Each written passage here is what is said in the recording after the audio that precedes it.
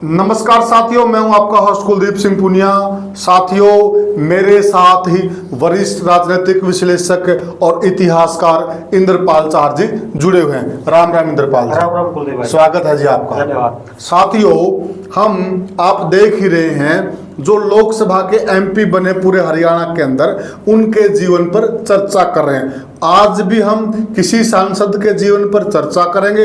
आज हम चर्चा करेंगे हरियाणा की दमदार और दलित नेत्री कुमारी सैलजा के जीवन पर, जो फिलहाल सिरसा लोकसभा क्षेत्र से रिकॉर्ड मतों से जीती है साथियों। और इसका हम आपको पूरा जीवन सफर बताएंगे, राजनीतिक भी बताएंगे और पारिवारिक पृष्ठभूमि भी बताएंगे।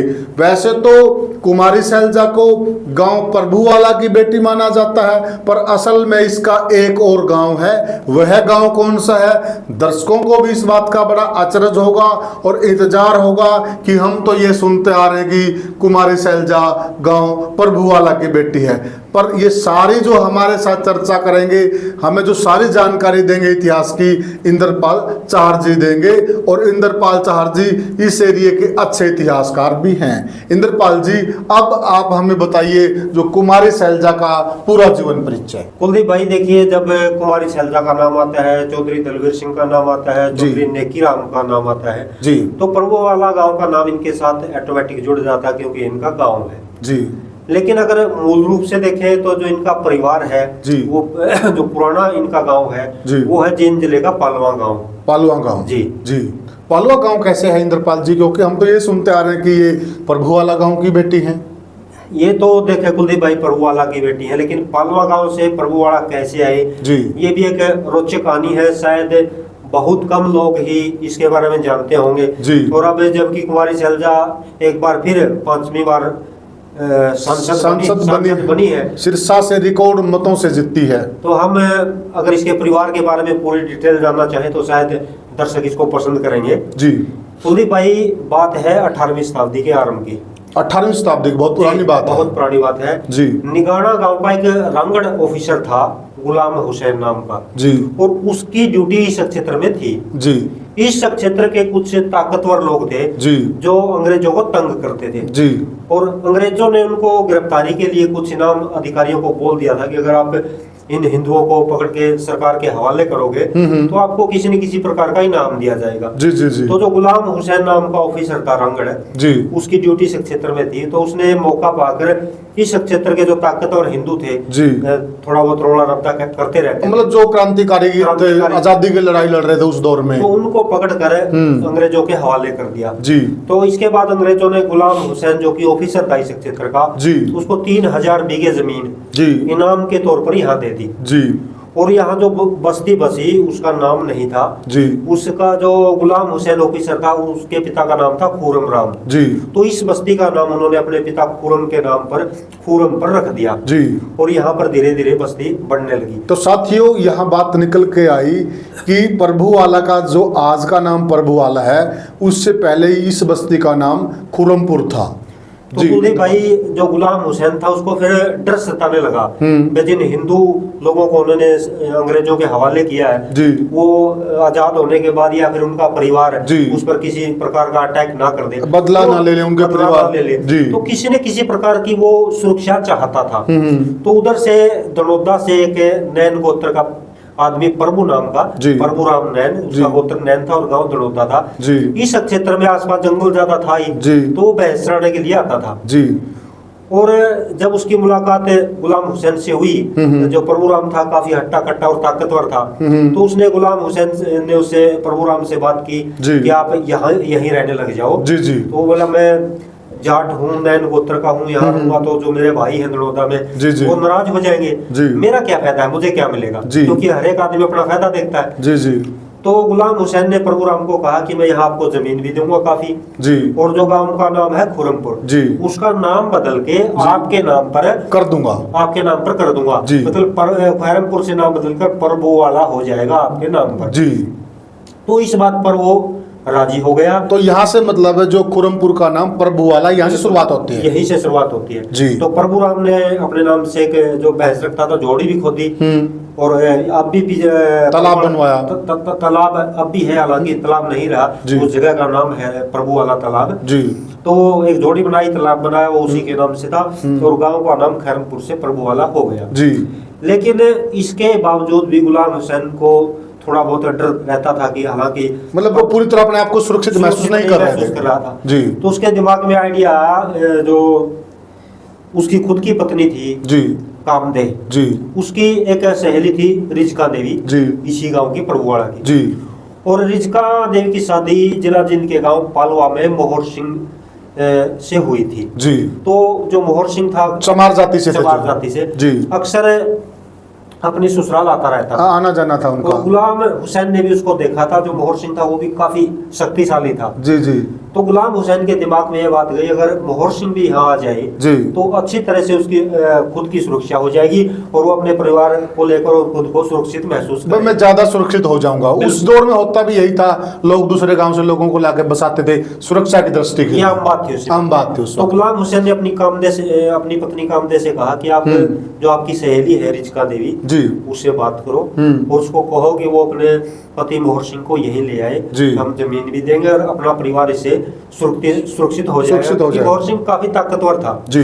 तो रिजका देवी ने कामदे से कहा कि मैं अपने पति से बात करूंगी। अपने पति से बात करने के बाद ये सहमति बनी कि ये परिवार पालवा से प्रभुवाड़ा आ जाएगा। तो उसके बाद ये इस प्रकार कह सकते हैं कि तो उन्होंने कोई शर्त भी रखी भाई यहाँ आएंगे तो हमारे को शर्त को उनकी पहले बात हो गई थी जमीन की, क्योंकि उस समय जमीन का बहुत महत्व था जी जी, और जमीन का बहुत महत्व था जी, और उसी आधार पर ये मतलब पालवा से और प्रभुवाड़ा आ गई, भाई हम आपको इतनी जमीन दे देंगे, आप यहाँ पे आके रह जाओ। तो उस टाइम फिर पालवा से जो परिवार था वो प्रभुवाला में आ गया और वो इनका जो बुजुर्ग था यहाँ आया, उसकी शादी यहीं हुई थी, निमरान गोत्र में हुई थी और उसका नाम था मोहर सिंह। और मोहर सिंह के जो आगे वंशज चले उन्होंने बहुत बड़े लेवल पर अपना नाम इस क्षेत्र में किया जी। इसके 3 लड़के हुए, कन्हैराम जी, भोपल सिंह जी और हिरदुराम जी। जो इसमें भोपल सिंह थे वो कांग्रेस के प्राथमिक सदस्य थे। अच्छा जी जी। और जो कन्हैराम थे उनको 3 लड़के हुए जी, सुदाराम जी, ग्यासुराम और दलबीर जी। दलबीर का नाम काफी सुना है सभी। तो दलबीर सबसे छोटे थे? दलबीर से छोटे एक और थे, उसका 4 लड़के थे, एक का ध्यान नाम जी जी।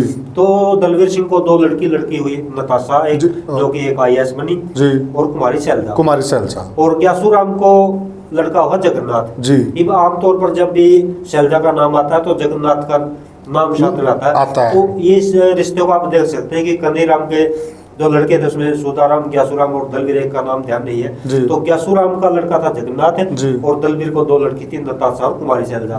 तो इस प्रकार कह सकते हैं कि आप सभी में चचेरे भाई बहन हैं जी।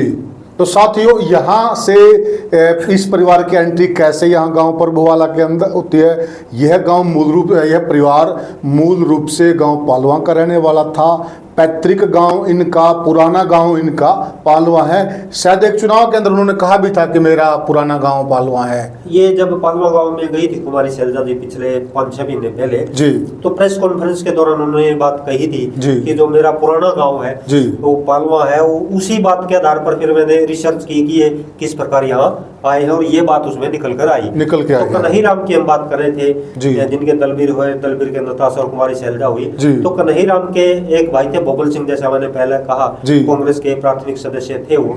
तो उसको भी 3 लड़के हुए, जुगाराम, चंदगीराम और नेकीराम।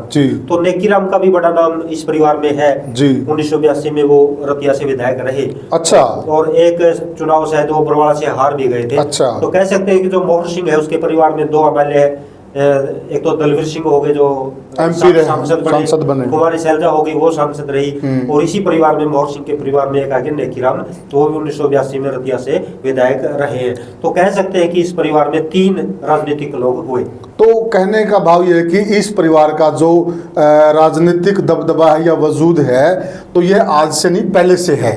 पहले से की अगर बात करें कुलदीप भाई, 1957 में चौधरी दलबीर सिंह हर्षी से MLA बने थे। अच्छा। और उस समय हर्षी एक ऐसी विधानसभा सीट थी जहां से दो विधायक बनते थे। अच्छा। क्योंकि जो 1967 से 1952 से लेके 1967 तक का जो पीरियड है, उसमें स्पेशल ऐसी सीटें नहीं होती थी। अच्छा। जिस सीट पर ऐसी विधायक बनता था, उस सीट पर एक साथ में ओपन का भी बनता था। अच्छा, जनरल बनता था। जनरल बनता था। अच्छा। 1967 के बाद ये स्पेशल व्यवस्था की गई है ऐसी सीट के लिए। जी। पहले एक ऐसी बनता था, एक जनरल में बनता था। सभी सीटों पे नहीं, जो रिजर्व होती थी, जो रिजर्व होती थी। अच्छा, उस लिमिटेड सीटों पे। अच्छा। तो 1957 में जब एमएलए रहे आसी से, तो इनके साथ जो जनरल में बने थे वो थे स्वरूप सिंह। स्वरूप सिंह खांडा गांव से थे। जी जी। इसके बाद 1967 में चौधरी दलवीर सिंह की एंट्री लोकसभा में हो जाती है। जी। सिरसा आरक्षित सीट है शुरू से ही। जी। तो 1967 में ये सिरसा से सांसद बने। जी। 1971 में सिरसा से सांसद बने। जी। 1980 में सिरसा से सांसद बने। जी। और 1984 में सिरसा से सांसद बने। 4 बार सांसद रहे। 4 बार सिरसा से सांसद रहे। जी। और अगर इनके व्यक्तित्वों की बात करें, दलवीर सिंह का व्यक्तित्व बहुत बड़ा था।